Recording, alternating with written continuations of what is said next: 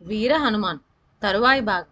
అయితే వాలి మాయావి చేతిలో చావలేదు. తానే మాయావిని చంపి తిరిగి వచ్చాడు. తిరిగి వచ్చిన వాలికి సుగ్రీవుడు గౌరవంగా నమస్కారం చేశాడు. వాలి సుగ్రీవుణ్ణి ఆశీర్వదించక అతన్ని కోపంగా చూసి తిట్టిపోశాడు. సుగ్రీవుడు తన కిరీటం తీసి వాలి పాదాల వద్ద పెట్టి అతనికి సాష్టాంగ నమస్కారం చేశాడు. వాలి కోపం పోగొట్టడానికి సుగ్రీవుడు, ఆహా అన్నా, నువ్వు శత్రువుని చంపి తిరిగి రావటం నా మహాభాగ్యం. అంతకన్నా మాకందరికీ సంతోషం ఏమున్నది. నేను విలన్ దగ్గర ఎంతోసేపు నిలబడ్డాను. అందులో నుంచి రక్తం బయటికి వచ్చినప్పుడు నాకు కలిగిన దుఃఖం ఏమని చెప్పను. అప్పుడు బిలాన్ని కొండరాయితో కప్పిపెట్టి కిష్కిందకు తిరిగి వచ్చాను. నేను రాజ్యాభిషేకం కోరలేదు. పౌరులు, మంత్రులు రాజుండాలని పట్టుబట్టి నాకు రాజ్యాభిషేకం చేశారు. ఇప్పుడు నువ్వే రాజువు, నేను యువరాజును, నన్ను అపార్థం చేసుకోకు అన్నాడు. కానీ సుగ్రీవుడు మాటలను వాలి వినిపించుకోలేదు. అతను అందర్నీ పిలిచి వారి ఎదుట సుగ్రీవుణ్ణి నానా మాటలన్నాడు. వీడు నేను మాయావిని తరుముకుంటూ వెళ్ళాం. మాయావి ఒక భయంకరమైన బిలంలో దూరాడు. వాణ్ణి చంపిగాని కిష్కిందకు తిరిగి రానని శపథం చేసి ఈ సుగ్రీవుణ్ణి బిలద్వారం వద్దనే ఉండమని చెప్పి లోపలికి వెళ్ళాను. బిలంలో నాకు మాయావి ఒకంతట దొరకలేదు. శ్రమపడి వాణ్ణి వెతికి పట్టుకొని చంపి వాడి వాళ్ళందర్నీ చంపి తిరిగి వచ్చేసరికి బిలద్వారం కూడా నాకు కనిపించలేదు. సుగ్రీవా అని కేకలు పెడితే జవాబు లేదు. ఈ దుర్మార్గుడు రాజ్యం కోసం ఆ బిలాన్ని మూసి నన్ను బయటికి రాకుండా చేద్దామనుకున్నాడు. బిలానికి అడ్డంగా ఉన్న రాతిని తన్ని పగలగొట్టి వచ్చేశాను. ఇలా అని వాలి సుగ్రీవుణ్ణి కట్టుబట్టలతో వెళ్ళగొట్టాడు. సుగ్రీవుడి భార్య అయిన తారను తన భార్యగా చేసుకున్నాడు. సుగ్రీవుడు వాలి భయం కొద్దీ ఋష్యముఖ పర్వతం మీద తలదాచుకున్నాడు. ఈ వనవాసంలో సుగ్రీవుడు వెంట హనుమంతుడు, జాంబవంతుడు, మేందుడు, ద్విదుడు అనే వానరులు అతని మంత్రులుగా ఉన్నారు. సుగ్రీవుడి వెంట ఉంటున్న సమయంలోనే హనుమంతుడికి రాముడితో పరిచయం కలిగింది. అది ఇలా జరిగింది. ఋష్యముఖం మీద ఉన్న సుగ్రీవుడు ఒకనాడు పంపా సరోవరం పక్కన ఉన్న వనంలో ఇద్దరు మనుషులు సంచరిస్తూ ఉండటం చూశాడు. వాళ్ళు ధనుర్బాణాలు ధరించి చూడటానికి చాలా అద్భుతంగా ఉన్నారు. వాళ్ళని చూస్తూనే సుగ్రీవుడు భయపడిపోయాడు. వాళ్ళు వాలి పంపిన మనుషులై ఉంటారని, వాలి ఋష్యముఖ పర్వతం మీదకి రాకూడదని శాపం ఉన్నది గనుక తనను చంపటానికి ఎవరినో పంపాడని సుగ్రీవుడు అనుకున్నాడు. అతను కాలు కాలిన పిల్లాగా తిరుగుతూ ఎక్కడికైనా పారిపోవాలనుకుంటున్నాడు. అప్పుడు హనుమంతుడు సుగ్రీవుడితో, వాలి ఇక్కడికి రాలేదు, అతను వచ్చిన జాడలేదు, భయం దేనికి అన్నాడు. వాలి వచ్చాడని నేను అనలేదు. ఆ ఇద్దరు మనుషులను చూడు, వాళ్ళ వద్ద ఉన్న ధనుర్బాణాలు, ఖడ్గాలు చూడు. వాళ్ళని చూస్తే ఎవరికైనా భయం కలిగి తీరుతుంది. వాళ్ళను వాలి నా పైకి పంపాడని నా అనుమానం. రాజైన వాడికి ఎందరో సహాయకులు ఉంటారు. మనం గూఢాచారుల గురించి ఏమరి ఉండరాదు. ఉంటే చచ్చిపోతాం. రాజులు శత్రువులను నాశనం చేయటంలో అనేక ఉపాయాలు ఆలోచిస్తారు. అందులోనూ వాలి మహా తెలివి గలవాడు. చూడు హనుమంతుడా, నువ్వు వెళ్ళి వాళ్ళు మాట్లాడుకునే మాటలు విని వాళ్ళు మంచివాళ్ళో దుర్మార్గులో తెలుసుకో. వాళ్ళు అరణ్యంలో ఆయుధాలు ధరించి ఎందుకు తిరుగుతున్నారో అడుగు. వారికి నా మీద ఏదైనా ద్వేషభావం ఉంటే దాన్ని పోగొట్టి నాపై వారికి సద్భావం కలిగేటట్టు చెయ్యి అన్నాడు సుగ్రీవుడు. అలాగే చేస్తానని చెప్పి హనుమంతుడు రామలక్ష్మణులు సంచరిస్తున్న చోటికి బయలుదేరాడు. అతను తన వానర రూపాన్ని మార్చుకొని ఒక బ్రహ్మచారి రూపం ధరించి రామలక్ష్మణులను సమీపించి అతి వినయంగా, అయ్యలారా, మిమ్మల్ని చూస్తే రాజర్షులుగాను దేవతా సమానులుగాను తపోవ్రతం పూనిన వారుగాను కనిపిస్తున్నారు. మీరు ఈ పంపా తీరానికి ఎలా వచ్చారు? మీరెవరు? మిమ్మల్ని చూసి ఇక్కడ వన్యమృగాలు బెదిరిపోతున్నాయి. మీ విశాలమైన భుజాలు, ఏనుగు తొండాల వంటి చేతులు చూస్తే సమస్తమైన ఆభరణాలు ధరించి రాజ్యాలు ఏలదగిన వారిలా ఉన్నారు అన్నాడు. రామలక్ష్మణులు మాట్లాడలేదు. తిరిగి హనుమంతుడే ఇలా అన్నాడు. సుగ్రీవుడనే వానరరాజు మహాధర్మాత్ముడు, గొప్ప బలశాలి. అన్న వెళ్ళగొట్టగా ఆయన చాలా ఇక్కట్లు పడుతున్నాడు. నేను ఆయన మంత్రిని. హనుమంతుడనే వానరుణ్ణి. సుగ్రీవుడు పంపగా ఋష్యముఖం నుంచి వచ్చాను. నేను కామరూపిని, అందుచేత ఈ బ్రహ్మచారి వేషం ధరించి వచ్చాను. ఎక్కడికైనా వెళ్ళగల శక్తి నాకున్నది. సుగ్రీవుడు మీ స్నేహం కోరుతున్నాడు. ఈ మాట వినగానే రాముడు ముఖం సంతోషంతో వికసించింది. రావణుడు ఎత్తుకుపోయిన సీతను తిరిగి సంపాదించడానికి వానర రాజైన సుగ్రీవుడి సహాయం పొందమని కంబదుడు రాముడికి చెప్పి ఉన్నాడు.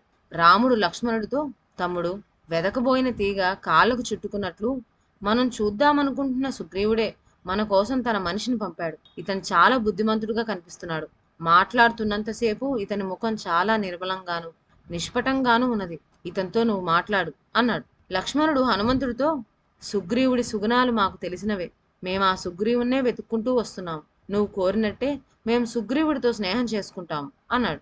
రాముడికి సుగ్రీవుడి వల్ల ఏదో పని ఉన్నది కాబట్టి రాముడు సుగ్రీవుడికి తిరిగి రాజ్యం వచ్చేటందుకు తోడ్పడవచ్చునని హనుమంతుడు ఊహించి సంతోషం పొంది, మీరిద్దరూ అసలు భయంకరమైన దండకారణ్యానికి ఎందుకు వచ్చారు అని అడిగాడు. రాముడు లక్ష్మణుణ్ణి తమ వృత్తాంతం అంతా చెప్పమన్నాడు. లక్ష్మణుడు ఇలా చెప్పాడు.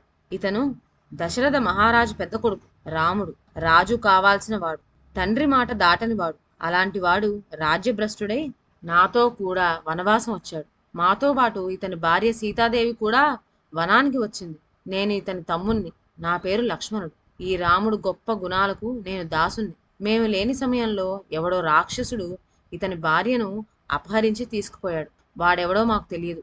ఆ రాక్షసుడి జాడ సుగ్రీవుడి ద్వారా తెలుస్తుందని మాకు మరొక రాక్షసుడు చెప్పాడు.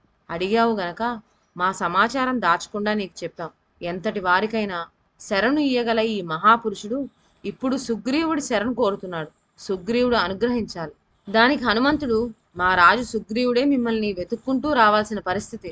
తన రాజ్యాన్ని భార్యను వాలి కాజేయటం చేత ఆయన చాలా విచారకరమైన స్థితిలో ఉన్నాడు. సీతాదేవిని వెతకడానికి ఆయన మీకు సహాయపడగలడు అన్నాడు. తరువాత అతను వారిని సుగ్రీవుడి వద్దకు రమ్మన్నాడు. లక్ష్మణుడు రాముడితో, మనం సుగ్రీవుడి వద్దకు పోదాం. అతని సహాయం వల్ల నీ కార్యం నెరవేరుతుంది అన్నాడు. వెంటనే హనుమంతుడు తన బ్రహ్మచారి రూపం వదిలిపెట్టి వానర రూపం ధరించి రామ లక్ష్మణులను తన భుజాలపై ఎక్కించుకొని ఋష్యముఖ పర్వతం మీదకు వెళ్ళాడు. అయితే సుగ్రీవుడు ఋష్యముఖ పర్వతం మీద లేడు. సమీపంలోనే ఉన్న మలయ పర్వతం మీద భయంతో దాక్కున్నాడు. హనుమంతుడు మలయ పర్వతం మీద ఉన్న సుగ్రీవుని కలుసుకొని, ఆ వచ్చిన వాళ్ళు రామలక్ష్మణులు, ఇక్ష్వాకు వంశంలో పుట్టిన వాళ్ళు, దశరథ మహారాజు కొడుకులు. రాముడు నియమం పాటించి అరణ్యవాసం వచ్చాడు. అతని భార్యను ఎవడో రాక్షసుడు ఎత్తుకుపోయాడు.